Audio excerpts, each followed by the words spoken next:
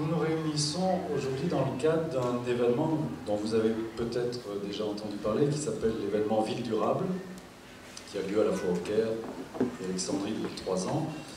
Et à Alexandrie, cette année, on a choisi de parler de l'art dans la ville.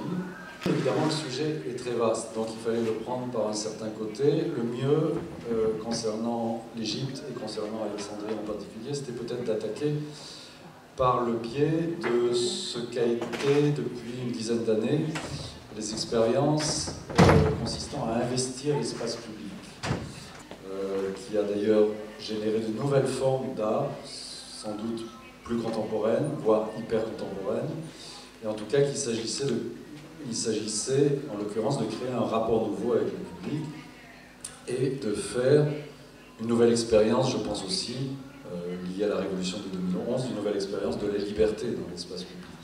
Donc c'est tout ça qui a été, je pense, le sujet majeur de la scène artistique et culturelle en Égypte depuis 2010.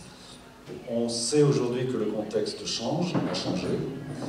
Donc la question est de savoir dans quelle mesure il change et dans quelle mesure les acteurs savent s'adapter à ces nouveaux codes permis par la société, permis par la politique, permis par l'économie aussi. Donc ce que je vous propose, c'est une discussion en 2 temps, de revenir sur cette expérience de l'art en espace public, qu'est-ce qu'il a signifié pour l'Égypte, et qu'est-ce qu'il a signifié notamment pour Alexandrie, dans ses différentes versions. On aura 2 exemples ici par 2 des animateurs de ce qui s'est passé à cette période, qui sont Ahmed El Attar, qui est le responsable du festival d'ICAF, et Émilie Petit, qui s'est occupée, en connexion au début avec Résonance, de la création et de l'animation de Nassim El Raks. Et ensuite, dans un 2e temps, peut-être s'interroger sur quelle est la situation actuelle.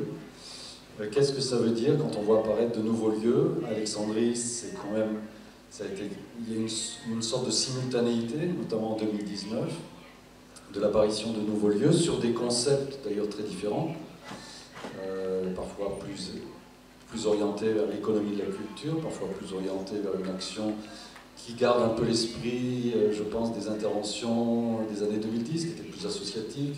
Et donc ce qui sera intéressant, c'est de voir comment peut-être Nassim El Raks, comment peut-être DICAF, et comment d'autres acteurs qui ont été impliqués ou pas dans ces expériences sont en train de transformer le geste artistique qui est apparu à cette période. Nassim El Raks, c'est un projet collectif de plusieurs opérateurs qui est venu un peu à la suite d'une discussion comme ça. Peut-être même que tu étais là, Shaima. Les premières discussions entre opérateurs alexandrins ont été organisées par le Art Center, où tu travaillais peut-être à l'époque. Et c'était Rim Hassem qui nous avait réunis, et tous les gens qui travaillaient à l'époque dans le milieu de la culture, artistes et opérateurs confondus, pour un peu discuter de où on était, la cartographie des opérateurs, quels étaient les nouveaux challenges, vers quoi on devait faire face, etc., etc. Et à cette époque-là, moi j'étais une toute petite artiste, que je suis toujours d'ailleurs, absolument pas connue, et qui avait des pratiques extrêmement modestes de création in situ. Donc ça, je peut-être développerai un petit peu plus tard. Et mes problématiques croisées avec des challenges identifiés par d'autres partenaires sur un territoire qui n'était pas le mien, qui était Alexandrie, et ces challenges étant affronter l'espace public. Et ces opérateurs à l'époque étaient l'Institut français, le Goethe, Résonance, et d'autres qui finalement se sont arrêtés en cours de route. Mais le départ de tout ça, c'est pour dire qu'en fait, on a écrit un projet collectif où au départ, on a mis toutes nos envies, tous nos différents backgrounds en partant d'un très petit artiste, de très petite structure. Résonance était naissant. C'était, je crois, la première année. Rim Hassem de la Bibliothéca a finalement rejoint le projet, mais avec une association indépendante qu'elle avait montée en dehors de la Bibliothéca, qui devenait déjà un peu trop institutionnelle à ses yeux. Bref, je ne vais pas raconter toute l'histoire de la culture d'il y a 10 ans, mais c'est pour dire que Au départ, il ne s'agissait pas de faire un festival, ni même de faire un festival en espace public, parce que tous ces espèces de labels se sont fabriqués dans le discours avec les années et ont été surtout fabriqués par les financeurs. Parce que nous, il ne s'agissait pas ni de faire un festival, ni faire de l'espace public. Il s'agissait d'affronter tout ce qui n'était pas les galeries et les musées à l'époque. Et sachant qu'à cette époque-là, les galeries et les musées, il y en avait très très peu d'accessibles, en tout cas. Et du coup, peut-être que je peux définir un peu plus ce que tu appelles le geste artistique radical, que moi je ne dirais pas forcément radical, mais qui vient d'un procédé qui est un peu spécifique, qui est celui de la création in situ, où il s'agit de créer à partir de l'existant, dans un lieu donné, dans un espace-temps donné, qui n'est pas forcément un espace dédié à la culture. Et où du coup on peut se retrouver à avoir comme matière de travail un café, un toit-terrasse, un morceau de plage, un wagon de train, absolument tout est possible. Et on va plutôt développer les formes à partir de cet existant, plutôt que inventer des formes et les ramener dans l'existence. C'est-à-dire que la matière de la ville fait 80% du travail. Et vraiment, à cette époque-là, et moi j'ai gardé à cœur pendant toutes ces années que la ville d'Alexandrie soit vraiment l'actrice principale de toute cette aventure. Alors c'était possible dans une conjoncture donnée, visiblement. C'était possible dans une conjoncture, un contexte politico-social bien particulier. Alors oui, c'est vrai que j'ai pas expliqué qu'en 2009-2010, quand on se réunissait et qu'on se demandait comment aborder l'espace public, effectivement c'était un challenge fort que plein d'opérateurs... Donc le constat commun était il est inaccessible et on doit y aller. Nous, on a commencé à travailler sur le projet de Nassim en 2009. On a tenté de faire une édition en 2010 qui n'a pas marché. Et il n'était pas non plus prévu qu'on arrive à faire une édition en 2011, ce qui nous a précipité dans la rue et qui a permis qu'on le fasse, c'est ce qu'on a appelé ensuite la révolution. C'est la seule clé qui nous a permis d'aller travailler sur des espaces qu'on avait identifiés et qui nous étaient encore complètement inaccessibles. Voyons quelle a été la démarche de Ahmed El Attar, vu du Caire, dans ce même contexte. Je pense que c'est une expérience un peu différente, forcément. Oui, c'était une expérience différente et qui avait quelque chose en commun. Nous avons commencé avec un projet qui s'appelle DECAF, qui devait commencer en 2011. Nous avons commencé à réfléchir avec nos partenaires et avec Karim Shafaï de l'entreprise Ismaïlia et moi-même et Mahmoud Rifat et Tamer Saïd de Simatek et Ali Hamza. Et notre idée consistait que nous entrons en partenariat avec nos partenaires et avec Similia pour avoir ce festival du centre-ville. Et nous avions le plan de commencer en 2011. Et nous n'avons pas pu le faire, bien sûr, à cause de la révolution. Et deuxièmement, parce que notre idée initiale, c'était nous avions un budget et des idées énormes et nous n'avons pas pu le faire ou bien l'exécuter. Donc c'était le commencement de DECAF. D'autre part, depuis toujours, je rêvais d'avoir un festival en Égypte. J'assistais à des festivals en Égypte depuis que j'avais par exemple 17 ans. Et je souffrais toujours du fait qu'il y avait des problèmes moi, aujourd'hui, je ne suis pas aussi actif, mais par exemple, le festival du cinéma du Caire, si par exemple j'assistais à un film, par exemple, italien, je trouvais des problèmes énormes, sans traduction, par exemple, ou bien sans même le film, ou bien l'image était mauvaise. De même, c'était avec le festival du théâtre, on vous présentait quoi que ce soit, peut-être on vous donne un spectacle sans valeur, ou bien une pièce de théâtre sans valeur. Il n'y avait même pas un respect des horaires, ni une annonce des horaires même. Donc tous ces facteurs étaient un résultat d'un manque d'intérêt à ces formes d'art.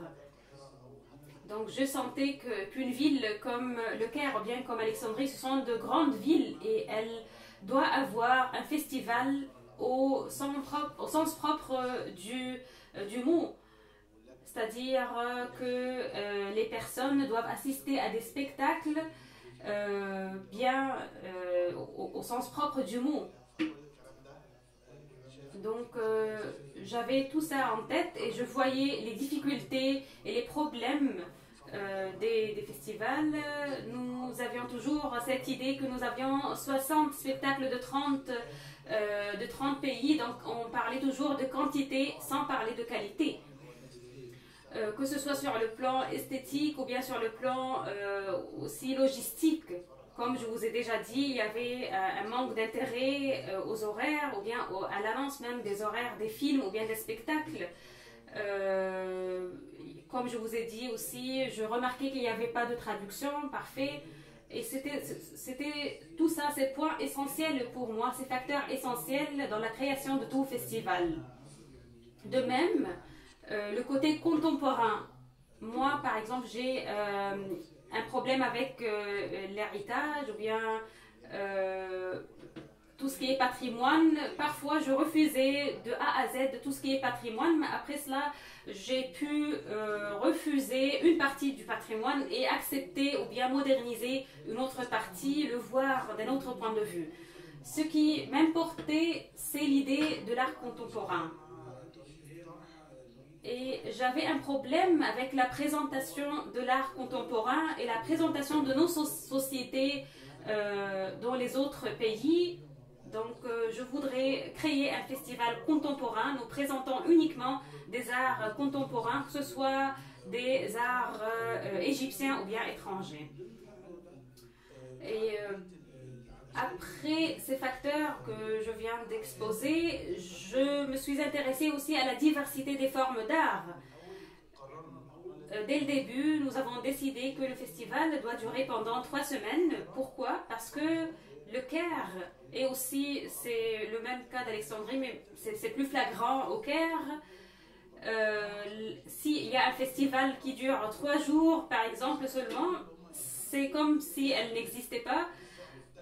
Parce qu'il y a un problème de l'annonce. Les personnes ne connaissent pas à temps les horaires des festivals, par exemple, ou bien des spectacles. Donc, dès le début, nous avons décidé d'avoir un festival de 3 semaines pour que ça soit accessible à tout le monde, que ce soit des artistes, du public, et qui dure pendant 3 semaines. Comme ça, les personnes vont se rendre compte qu'il y a un événement. Et peut-être ils vont dire j'ai raté la semaine dernière, je vais me rattraper la semaine prochaine. Et nous avions aussi ce problème que les espaces publics étaient inaccessibles pour les artistes. C'est comme s'il y avait des murs autour de ces espaces publics et vous dites par exemple vous ne pouvez pas l'utiliser, vous allez passer à votre travail, vous retournez dans votre maison, mais vous ne pouvez pas explorer ou bien utiliser l'espace public. C'était un défi pour nous dès le début. Mais nous avons conçu que c'était très important d'avoir les espaces publics, d'avoir des arts dans les espaces publics. Pourquoi? Parce que Dans le patrimoine même égyptien, on utilisait beaucoup l'espace public, les rues, et tout espace public pour présenter des formes d'art, et notamment le théâtre. Ces expériences ont disparu, donc ce ne sont pas des nouveautés, mais ça existait depuis les années 60 dans le patrimoine égyptien théâtral aussi. Ça fait partie aussi du patrimoine social égyptien. Par exemple, on célébrait les fiançailles ou bien le mariage des Égyptiens dans la rue. Et c'est une forme d'art, d'après moi. C'est une définition de l'art de la rue. C'est l'art qui provient de la rue et qui est présenté dans la rue pour tout le monde. Ce que nous avons ajouté, c'est que nous avons, par exemple, présenté la danse contemporaine, par exemple, dans la rue. Et je pense qu'en 2010, quand nous avons commencé à travailler, nous n'avions jamais pensé qu'on peut utiliser les espaces publics et on pensait que c'était inaccessible. Mais ce qui a accéléré le festival, c'était la révolution de 2011. La rue ou bien les murs qui étaient devant nous n'étaient plus là. Je me rappelle qu'en 2012, quand on a commencé avec la première édition, nous avions 2 espaces devant le cinéma radio et devant la bourse. Et ce jour-là, il y avait une manifestation salafiste dans la rue Talat Harb et dans la rue Qasr el-Nil, en même temps que nous présentons les spectacles de la danse contemporaine. Il y avait des bandes ou bien des groupes de l'Hollande, par exemple. Donc c'était là une contradiction. Avec le temps, nous avons rétréci un peu nos actions et les actions ont même disparu. Les espaces publics avaient des murs plus grands qu'auparavant et on ne peut plus accéder. Vous avez seulement une vue sur le ciel. Mais je pense que dans quelques semaines ou bien dans quelques années, votre espace public sera seulement votre chambre dans votre maison.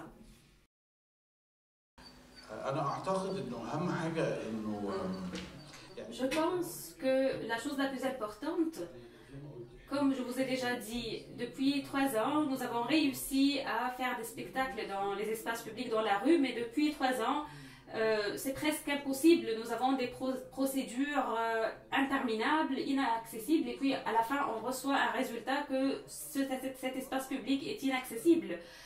Je ne comprends pas pourquoi. Je parle de l'espace du centre-ville et c'est très difficile d'avoir des permis pour faire des spectacles. C'était seulement de la danse contemporaine, des représentations culturelles.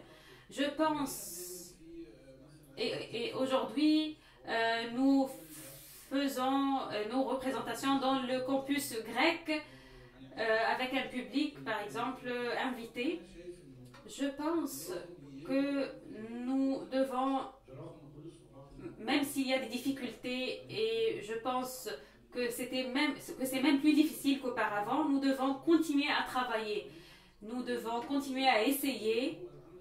Et l'art lui-même va s'adapter comme nous, artistes, nous allons nous adapter et nous allons franchir ces murs petit à petit.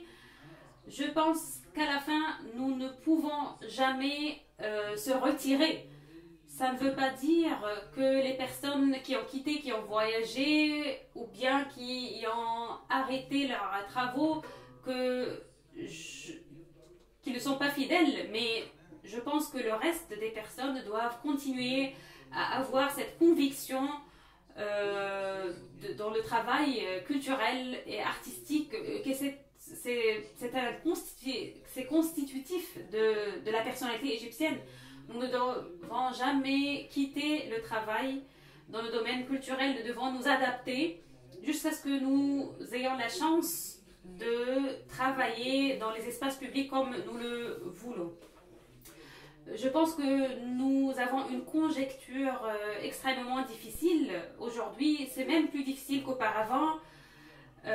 Nous avons des difficultés concernant aussi à la diversité artistique, je pense qu'il y a une tendance à limiter les formes de l'art dans quelques formes traditionnelles ou bien dans quelques directions de réflexion voulues par le gouvernement ou bien par la politique générale. Mais nous devons veiller à avoir plus d'horizons. Nous devons voir plus de points de vue et plus de perspectives. Nous devons avoir cette diversité d'art et de formes d'art, de voix, dans n'importe quelle circonstance, même si c'est dans votre chambre de maison. Et ça, c'est ce qui se passe. Si vous regardez par exemple les formes musicales, les festivals par exemple, depuis 20 ans par exemple, on critiquait Chaaben Abdelrahim, et depuis 40 ans, on critiquait Ahmed Adawiya qui est devenu maintenant une star.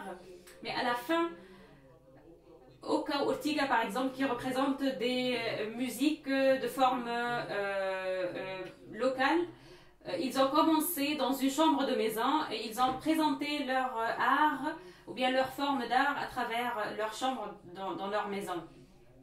Donc je pense que nous devons continuer à travailler, même si nous travaillons comme individus et seuls.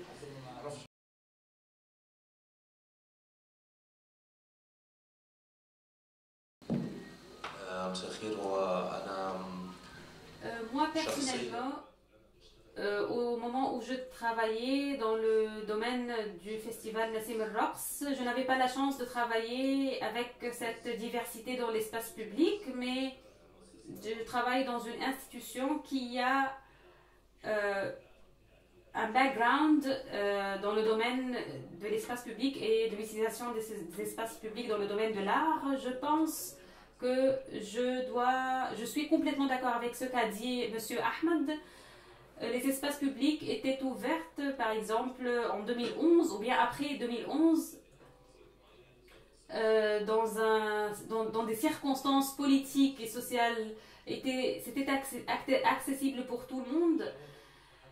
Et ça a permis une évolution énorme dans le domaine de l'art et dans les événements culturels, mais dans la pratique aussi des artistes, parce que ça leur a donné plus de chances d'explorer de nouvelles formes d'art. Ça, c'est numéro 1. C'était des circonstances temporaires, mais après cela, nous avons eu des limitations inaccessibles pour les espaces publics et aussi c'était des circonstances économiques et sociales et politiques. Mais comme a déjà dit M. Ahmed, nous n'allons jamais arrêter de travailler. Nous allons travailler comme individus, nous allons travailler dans nos institutions, peut-être on peut présenter des ateliers pour les nouveaux artistes. Chacun va déployer des efforts dans son domaine parce que je pense qu'il y a une évolution, qu'il y a un changement. Par exemple, avant 2011, nous n'avons pas d'espace public. Tout à coup, nous avons des espaces publics. Peut-être dans quelques années, nous serons prêts quand il y a une disponibilité d'espaces publics. Peut-être demain, nous aurons des espaces publics. Je suis sûre qu'il y aura une évolution et nous devons être prêts.